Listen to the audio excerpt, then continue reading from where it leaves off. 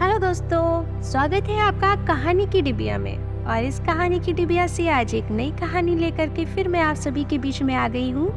और आप सभी का धन्यवाद भी करना चाहती हूँ जो आपने मुझे लाइक किया।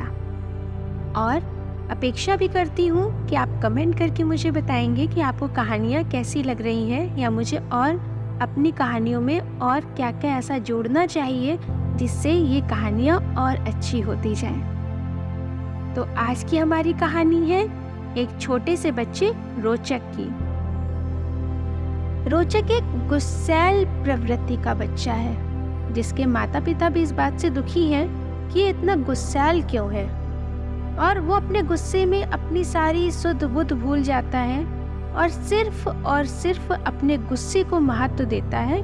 और उसके मुंह में जो भी आता है उस वक्त सामने वाले की ना उम्र ना दशा का लिहाज करते हुए वो अपने शब्दों का प्रयोग कर देता है। और आपको पता ही है, जब गुस्सा आता है तो इंसान अच्छे शब्द तो बोलता नहीं है, हमेशा अपशब्दों का ही इस्तेमाल करता है। तो रोचक के साथ भी यही एक दिक्कत थी। रोचक के माता पिता एक मध्यम वर्गीय परिवार से हैं। पिताजी जो है एक प्राइवेट नौकरी करते हैं जिसमें से वो इतना कमा लेते हैं कि वो घर को अच्छे से चला सकें। माँ रोचक की गृहिणी है, लेकिन वो छोटे मोटे कार्य करती रहती हैं, जैसे साड़ी में फॉल लगाना, किसी की साड़ी में पिको फॉल कर देना, बटने लगा देना ब्लाउज में। उनका एक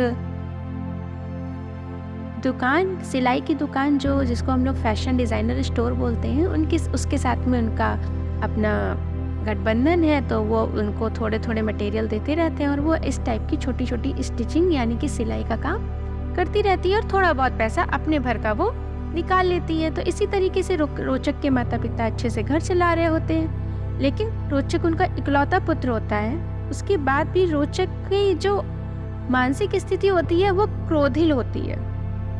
मतलब उसको क्रोध आवश्यकता से अधिक आता है। हर छोटी छोटी बात में उसको क्रोध आ जाता है। जैसे कि अगर वो खेलने जा रहा है और किसी ने पीछे से बोल दिया कि 5 मिनट रुक जाओ, 5 मिनट बाद चले जाना, उतनी देर में जो भी उसके हाथ में सामान होता था वो उतना पटक करके उसको तोड़ने की कोशिश करता था, चीखता चिल्लाता था और वहाँ से चला जाता था। कई बार ऐसा हुआ कि रोचक ने अपनी किताबें, कॉपियाँ, बैग वगैरह फाड़ दिया।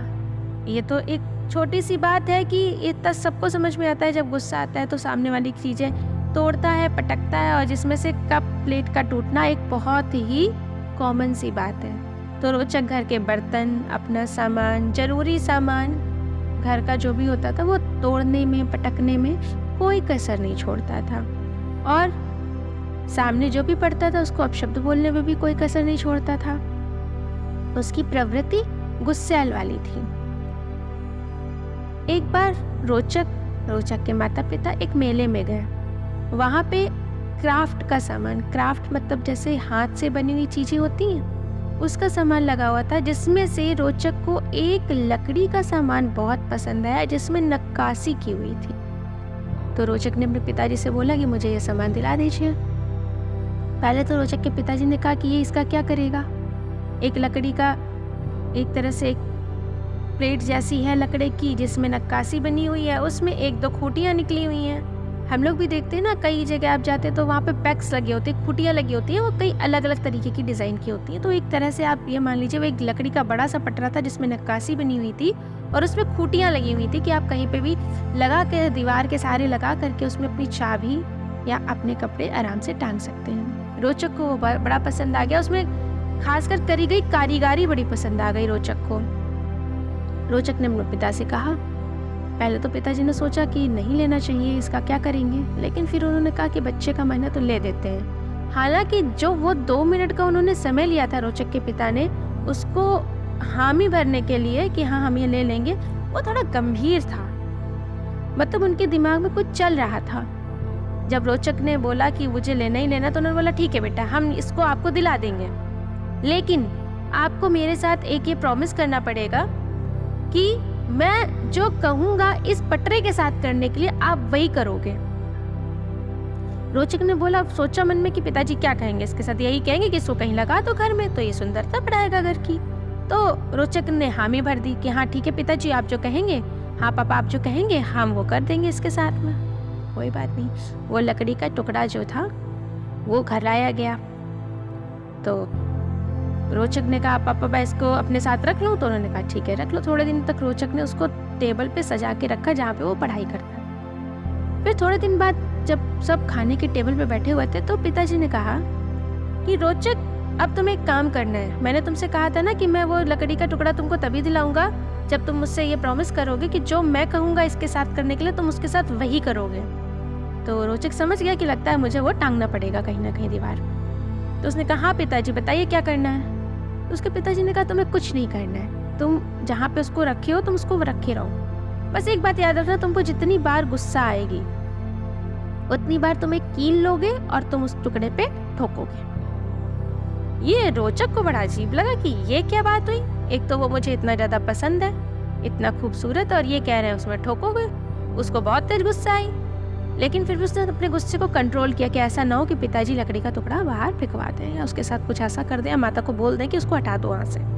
तो उसने अपने आप को उस टाइम पे शांत किया। और शायद यही पिताजी ने सोचा था, वो 2 मिनट का जो पिताजी के दिमाग का शांति थी ना लेने से पहले की, शायद वो कहीं ना कहीं यहीं से बढ़नी शुरू हो गई कि आखिर उनकी सोच क्या थी। तो फिर उन्होंने रोचक से बोला तो ठीक है भाई, रोचक को तो करना ही पड़ता था। अब उसको जितनी बार पूरे दिन में गुस्सा आती थी उतनी बार वो किसी से कुछ नहीं कहता था, बस उसमें आके एक जो है कील ठोक देता था। और जब वो कील ठोकता था तो उसको अंदर से बड़ा गिल्ट होता था कि बताओ मैंने गुस्सा करी और मैंने मुझे इसमें कील ठोकनी पड़ी। कोई बात नहीं, ऐसे ऐसे रोचक रोज कभी उसकी कीलें पहले शुरुआत में तो ज्यादा थी क्योंकि वैसे भी उसका जो स्वभाव ही गुस्से वाला था।